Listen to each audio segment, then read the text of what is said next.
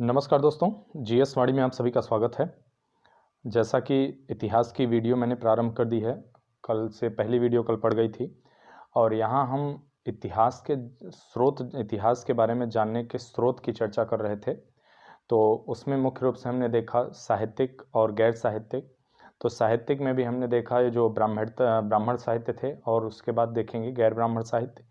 ब्राह्मण साहित्य में जब हमने देखा तो पहला उसमें आता है वेद। तो अब चूंकि वेद से कैसे हमें साहित्य इतिहास के बारे में कैसे जानकारी मिलती है वेद से, इसके लिए हमें पूरी तरह वेदों को जानना जरूरी है। तो हमने यहाँ पर प्रत्येक वेद की जितना संभव हो सका उतनी चर्चा की गई है। अभी पिछली वीडियो में ऋग्वेद की चर्चा की गई, क्योंकि ऋग्वेद से संबंधित तथ्य बहुत ज़्यादा हैं और उस पर प्रश्न बनते हैं, सर्वाधिक प्राचीन है, इसलिए उसकी चर्चा एक अकेले वीडियो में की गई और काफ़ी विस्तृत चर्चा उसमें की गई है।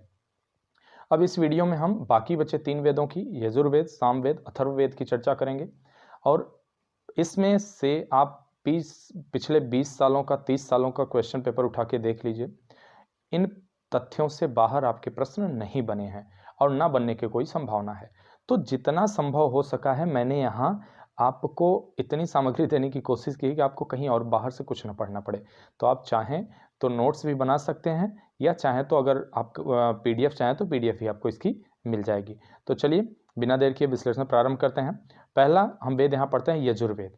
यजुर्वेद, इस पिक से भी थोड़ा सा चीज़ें समझ में आ रही होंगी, यज्ञ विधि विधान से संबंधित है। तो आगे देखते हैं इससे संबंधित विवरण। यजुर्वेद में यज्ञों के नियमों एवं विधानों का संकलन मिलता है। यह वेद गद्य और पद्य दोनों में संकलित है। गद्य मतलब जो केवल पढ़ा जाता है सामान्य गति से, उसमें लय ताल की कोई आवश्यकता नहीं होती। पद्य का अर्थ होता है उसमें पद, अलग अलग छोटे छोटे पद होते हैं और उसको लय और ताल की आवश्यकता पड़ती है, लय गति उसमें अनिवार्य होता है। यजुर्वेद का पाठकर्ता को अध्वर्यु कहा जाता है, यानी कि जो, जैसे हमने पढ़ा था कि ऋग्वेद का जो मंत्रों का उच्चारण करता था, जो व्यक्ति पाठ करता था, उसको होत्री कहा जाता था। उसी तरह यजुर्वेद का जो पाठ करता था व्यक्ति, जो यजुर्वेद का पाठ करता था, जो पुरोहित होते थे, उनको अध्वर्यु कहा जाता था। यजुर्वेद की 2 शाखाएं मिलती हैं, एक कृष्ण यजुर्वेद और एक शुक्ल यजुर्वेद। कृष्ण यजुर्वेद पद्य और गद्य दोनों में है, किंतु शुक्ल यजुर्वेद केवल पद्य में है। यजुर्वेद का जो अंतिम भाग है उसको ईशावास्योपनिषद कहा गया। वहाँ ईशावास्योपनिषद उस भाग को कहा गया है। उसमें संसारिकता के बारे में बताया गया, संसार के बारे में बताया गया है और इस संसार का त्याग पूर्वक उपभोग की चर्चा की गई है। ईशावास्योपनिषद में ये कहा गया है कि सृष्टि में उपस्थित समस्त पदार्थ, ये जितने भी दिखाई दे, अस्थायी हैं, क्षणभंगुर हैं और इनका हमें उसी तरह प्रयोग करना चाहिए जैसे ये मिट्टी के समान हैं। हम अभी अपनी आवश्यकता अनुसार इनका उपयोग कर रहे हैं, फिर इनसे बिना मोह के हम इन्हें त्याग सकते हैं। तो ये, और जिसका संबंध क्या है, यज्ञ अनुष्ठान से न होकर आध्यात्मिक चिंतन से है। तो इसका थोड़ा सा जिक्र है वहाँ पे। शुक्ल यजुर्वेद की मुख्य शाखाएं, मुख्य रूप से 2 शाखाएं मिलती हैं, कण्व और मध्य नंदिनी। शुक्ल यजुर्वेद की संहिताओं को वाजसनेयी भी कहा जाता है। वाजसनेयी क्यों कहा जाता है? क्योंकि वाजसनेयी ऋषि के पुत्र याज्ञवल्क्य जो थे, इसके दृष्टा थे। दृष्टा का अर्थ क्या होता है? देखने वाला। देखिए, कहीं कहीं इस बात का भी जिक्र मिलता है, आप लोग पढ़े भी होंगे, कि वेदों को अपौरुषेय भी कहा जाता है। अपौरुषेय का अर्थ हुआ जो किसी पुरुष द्वारा, किसी व्यक्ति द्वारा, किसी मानव द्वारा रचित न हो। तो ऐसा माना जाता है कि ये जो ऋषि मुनि होते थे, अपनी तपस्या से, अपने ज्ञान के बल पर मंत्रों का दर्शन करते थे, मंत्रों को देखते थे, उसके बाद उनको संकलित करते थे। तो ये दृष्टा थे, इसलिए इनको, इस वेद को वाजसनेयी भी कह दिया गया। कृष्ण यजुर्वेद की मुख्य शाखाएं, कृष्ण यजुर्वेद की 3-4 और मुख्य शाखाएं हैं, जैसे तत्तरीय, काठक, मैत्रायणी, कपिष्ठल। एक कृष्ण यजुर्वेद की मिलती हैं। शुक्ल यजुर्वेद के ऊपर देखा आपने 2 थी, कण्व और मध्यनंदिनी। कृष्ण की ये 4 हैं। शतपथ ब्राह्मण यजुर्वेद का ब्राह्मण ग्रंथ है। शतपथ ब्राह्मण यजुर्वेद का ब्राह्मण ग्रंथ है। शतपथ ब्राह्मण में देखिए क्या क्या चीजें मिलती हैं। उसमें पुनर्जन्म के सिद्धांत का वर्णन मिलता है शतपथ ब्राह्मण में। और जल प्लावन की कथा का वर्णन मिलता है। जल प्लावन की कथा का अर्थ ये हुआ, जैसे कहा जाता है कि पृथ्वी एक समय पूरी तरह से जल प्लावित हो गई थी, वो प्रलय की स्थिति थी, और जब फिर प्रलय होगा तो इसी तरह फिर से पूरी पृथ्वी जल प्लावित हो जाएगी। यहाँ पर आप कमेंट बॉक्स में जरूर बताने की कोशिश करिए अगर आपको पता है कि जब पूरी पृथ्वी जल प्लावित हो गई थी तो पृथ्वी को बचाने के लिए भगवान विष्णु ने कौन सा अवतार धारण किया था। या फिर जैसे ये जल प्लावन की कथा, मुख्य रूप से इसके दो नायक मिलते हैं, उसमें भी अगर आपको थोड़ा बहुत उसकी जानकारी है तो बताइए, नहीं तो मैं आगे की वीडियो में जरूर बताने की कोशिश करूंगा। उसके बाद पुरुरवा उर्वशी की आख्यान भी इसमें मिलता है। उसके अलावा पुरुषमेध का वर्णन मिलता है। इसी ब्राह्मण में, सतपथ ब्राह्मण में ही स्त्री को पुरुष की अर्धांगिनी बताई गई है। ठीक है, यहाँ स्त्री की महत्ता बरकरार है, हालांकि उत्तर वैदिक काल में इसमें आप गिरावट देखेंगे। उसके बाद मैत्रेयी संहिता में जुआ और शराब की भांति स्त्री को पुरुष का तीसरा दोष बताया गया है। यजुर्वेद का उपवेद धनुर्वेद है। वाजपेय और राजसु यज्ञ का उल्लेख मिलता है। देखिए, ये जो दो यज्ञ हैं या किसी तरह के जो यज्ञ होते हैं, उत्तर वैदिक काल में वैदिक काल में धीरे धीरे जैसे जैसे हम 1500 ईसा पूर्व से हम आगे बढ़ते हैं तो 800 ईसा पूर्व तक आते आते वैदिक काल में ही बहुत सारी रूढ़ियां, बहुत सारी गलत परंपराएं प्रवेश कर चुकी थी। बहुत सारे कर्मकांड, बाह्य आडंबरों का ढेर लग चुका था, और इन्हीं ढेर को हटाने के लिए आगे चल के जैन धर्म, बौद्ध धर्म का उदय होता है।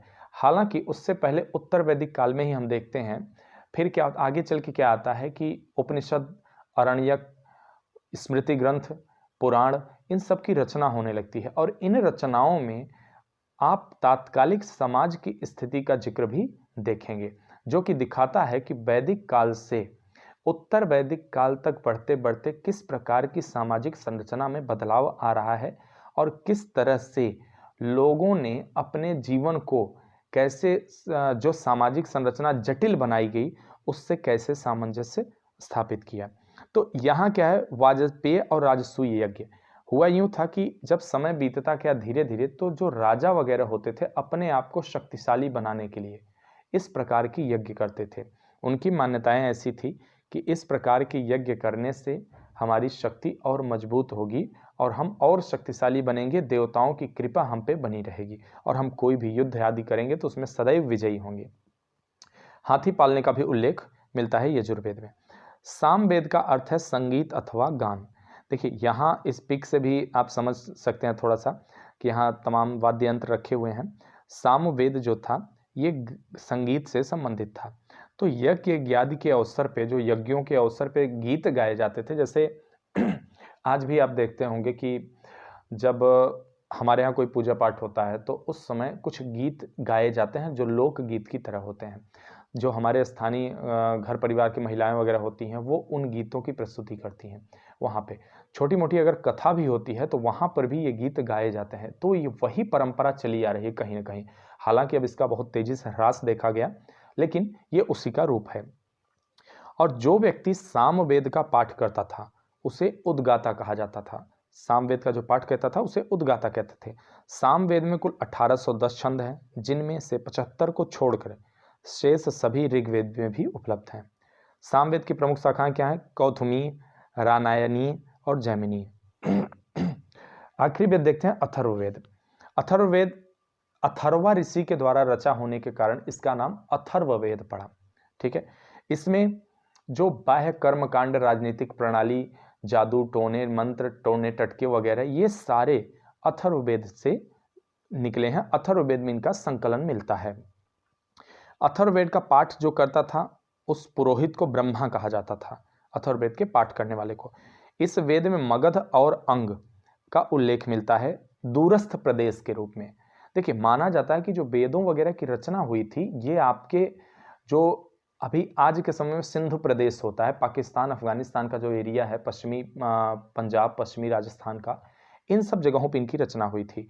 तो मगध और अंग जो थे महाजनपद, ये तो बिहार में ठहरे। तो इतनी दूर दूरस्थ प्रदेश के रूप में इसकी चर्चा मिलती है। और चूंकि देखिए यूपी पीसीएस खासकर या बिहार पीसीएस में मेंस में भी इस तरह के प्रश्नों का जिक्र जरूर आ जाता है, तो आप ये ध्यान रखिएगा, ये प्रश्न कहीं न कहीं बनने के चांसेस रहते हैं। आगे क्या देखते हैं, सभा और समिति को प्रजापति की 2 पुत्रियों के रूप में बताया गया है। देखिए होता क्या था, आगे चल के उत्तर वैदिक काल में आप क्या देखेंगे कि सभा और समितियां ये राजा पर नियंत्रण रखने के लिए, अंकुश लगने के लिए इनकी स्थापना की गई थी। आप वहां देखेंगे सभा, समिति, विदथ और गण, इस प्रकार की समितियों की चर्चा मिलेगी। और प्रजापति की 2 पुत्रियां, माना जाता है कि जब हमारे धरती पे जब मानव की रचना हुई, जब मानव बस्तियां बनने लगी, तो इनको विनियमित करने के लिए ब्रह्मा के पुत्र प्रजापति को भेजा गया था कि इनको विनियमित किया जाए उनके द्वारा। उसके बाद सामान्य मनुष्यों के विचारों, विश्वासों, अंधविश्वासों आदि का विवरण, जादू टोना वगैरह इसमें मिलता है आपके अथर्ववेद में। इसकी 2 शाखाएं मिलती हैं, पिप्पलाद और शौनक। देखिए जितने भी ज्यादातर यह है ना, जो ऋषि थे उन्हीं के नाम पे रख दिया गया है, तो पिप्पलाद और शौनक भी ऋषि थे। अथर्ववेद का एकमात्र ब्राह्मण ग्रंथ गोपथ ब्राह्मण है, और अथर्ववेद में एकराट सर्वोच्च शासक को कहा गया है।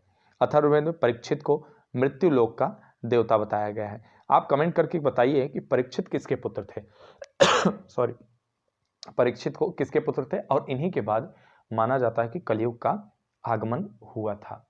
तो ये देख ले।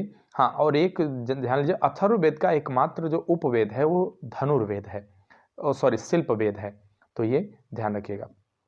तो चलिए, ये वीडियो हमारी यहाँ समाप्त होती है। अगर आपको हमारी वीडियो अच्छी लगी तो सब्सक्राइब करिए, शेयर, कमेंट करिए, लाइक करिए, और अगर आपने बेल आइकॉन नहीं दबाया जरूर दबा लीजिएगा, क्योंकि उससे क्या होता है कि हमारी कोई वीडियो अगर नहीं पड़ती तो आपको नोटिफिकेशन मिल जाता है। और अगली वीडियो हम लेके आएंगे उत्तर वैदिक काल, और उससे पहले जो उपनिषद वगैरह हैं, अरण्यक हैं, स्मृतियां हैं, ब्राह्मण ग्रंथ हैं, महाभारत पुराण है, महाभारत है, रामायण है, इससे संबंधित महत्वपूर्ण तथ्य लेके आएंगे, और उससे बनने वाले सारे प्रश्न आप उसमें समाहित पाएंगे। तो चलिए, धन्यवाद।